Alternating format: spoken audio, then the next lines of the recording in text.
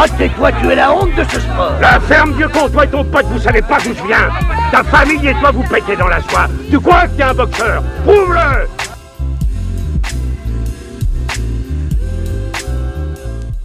Mais qu'est-ce que c'est que cette daube? Salut tout le monde et bienvenue sur l'écran fou, et vous l'aurez compris, on va pas faire des louanges dans cette vidéo. En plus, donc vous avez vu, j'ai mis le t-shirt à la couleur assortie à la qualité du film, puisque oui, on va parler du nouveau blockbuster de chez Netflix, à savoir Atlas, avec donc en tête d'affiche Jennifer Lopez, alors qui raconte dans le futur comment l'humanité s'apprête à lancer une offensive sur une planète où se serait réfugié le leader de robots conçus justement par nous, afin de mettre un terme à la menace qu'il représente. Et alors oui, on va pas tortiller du cul pour chier droit pendant 107 ans, c'est mauvais, mais à tous les niveaux. Donc vous savez, quand Netflix pond notamment ces fameux gros films à presque 200 millions de dollars avec des stars qui matchent, mais qu'au final, le résultat, c'est que c'est pas terrible, et là, on vient d'atteindre un step supplémentaire dans la décadence.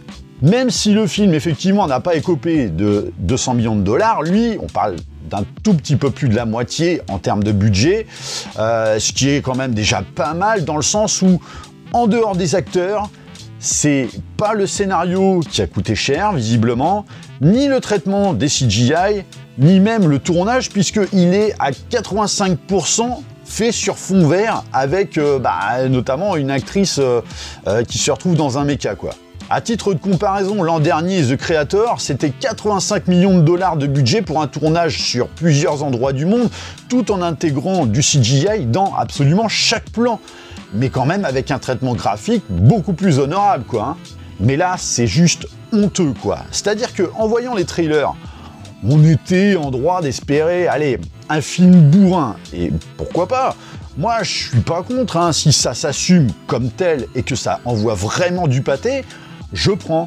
Tant que c'est pas du truc à la Godzilla X Kong où effectivement c'est du absolument n'importe quoi, parce que de toute façon vas-y, allez, on valide absolument tout, même si ça n'a aucun sens, parce que tu comprends, sinon faudrait écrire un scénario pour pouvoir faire les choses bien.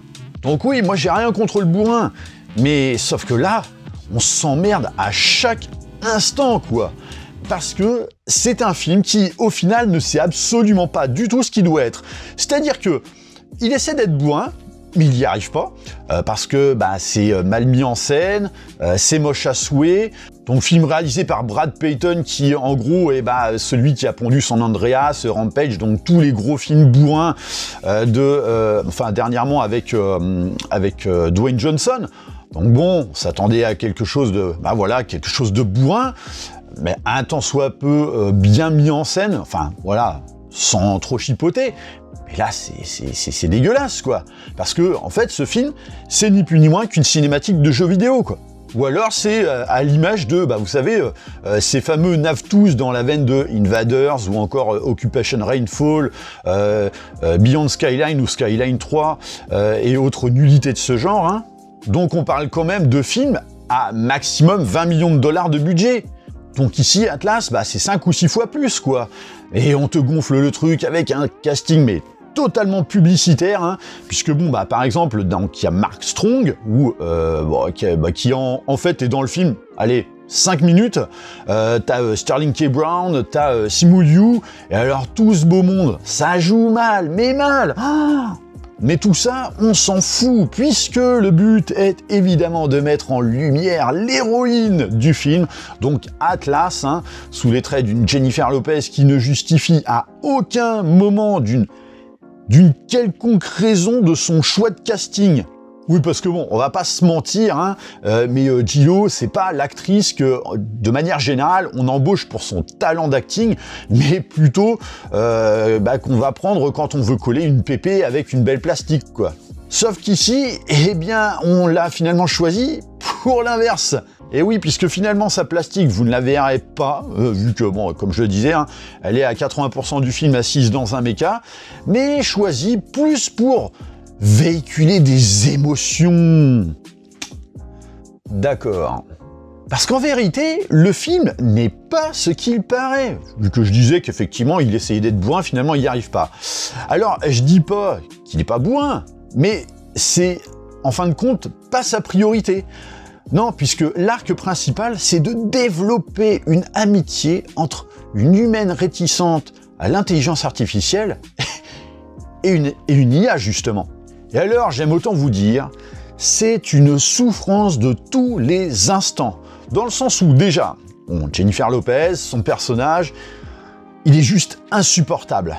Donc, voilà, en fait, elle passe son temps à gueuler, à brailler. Elle doit dire la ferme à peu près 47 fois dans le film, pendant que l'intelligence artificielle de son méca, donc qui veut établir un lien neuronal avec elle, pour la rassurer, et justement pour lui assurer de meilleures chances de survie dans leur péripéties, on est rendu à balancer des vannes sur un ton monocorde pour détendre l'atmosphère.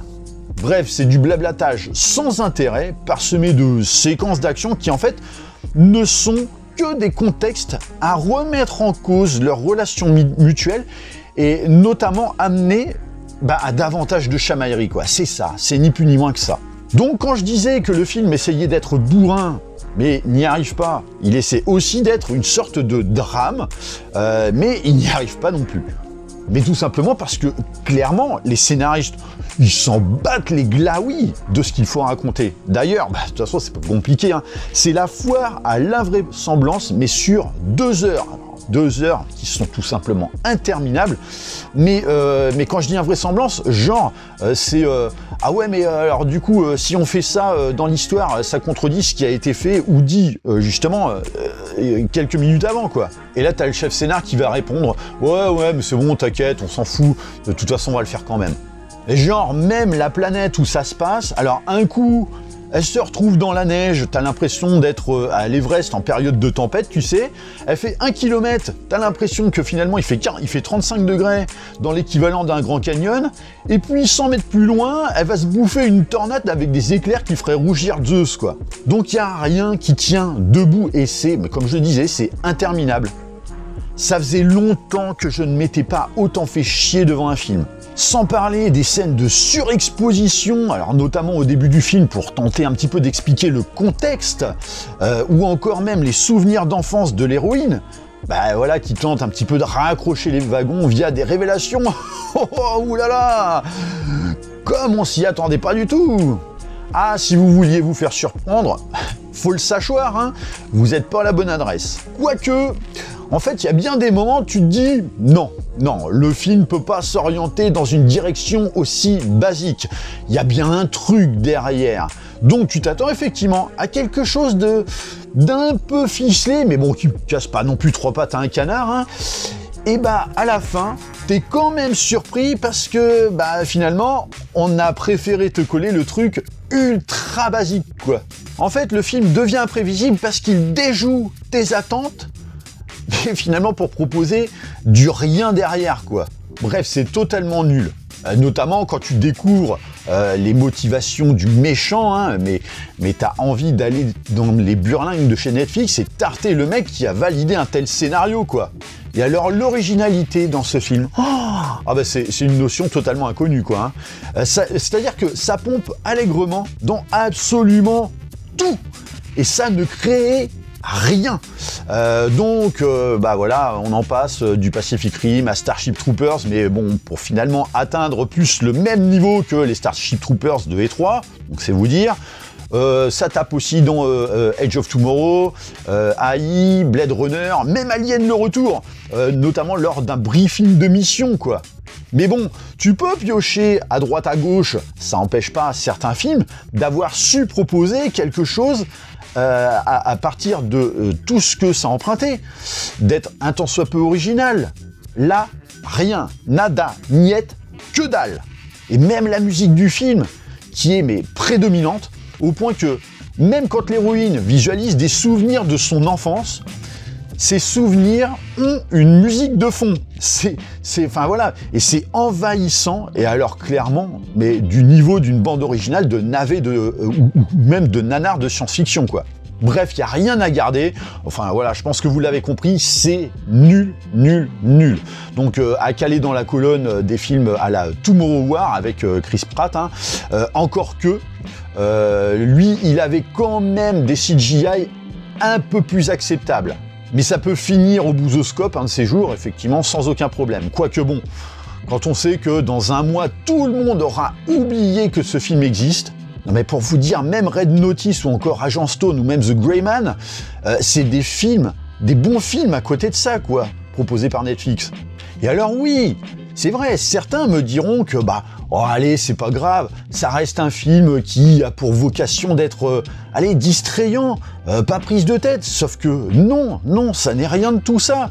Puisque comme je le disais, il essaie de poser des bases dramatiques, appuyées sur des thématiques censées être un minimum intelligentes, notamment sur la notion d'intelligence artificielle. Et il y aurait pu y avoir quelque chose d'intéressant autour de ça, surtout quand on voit l'étendue de développement de l'intelligence artificielle et le fait qu'on veut l'intégrer absolument partout, tout en connaissant l'impact que ça va avoir sur notre société. Mais sauf qu'ici, ça ne marche pas. C'est teubé à chaque instant. Et pareil, sur le plan de la distraction, comme je le disais, visuellement parlant, il y a plus de plaisir peut-être à regarder sur YouTube des cinématiques de jeux vidéo bien plus abouties ou à directement jouer à un jeu vidéo, quoi. Bref, ce film, mais même après 3-4 shots d'absinthe, c'est pas amusant à regarder, quoi. Donc voilà ce que j'avais à dire par rapport à ce film. N'hésitez pas dans les commentaires à me dire ce que vous en avez pensé. Bien sûr, pensez à liker et partager la vidéo si vous en avez envie, hein. Pensez à vous abonner à la chaîne de manière à vous tenir informé des prochains contenus. Et moi, je vous dis à très bientôt pour une prochaine vidéo. Allez, bye!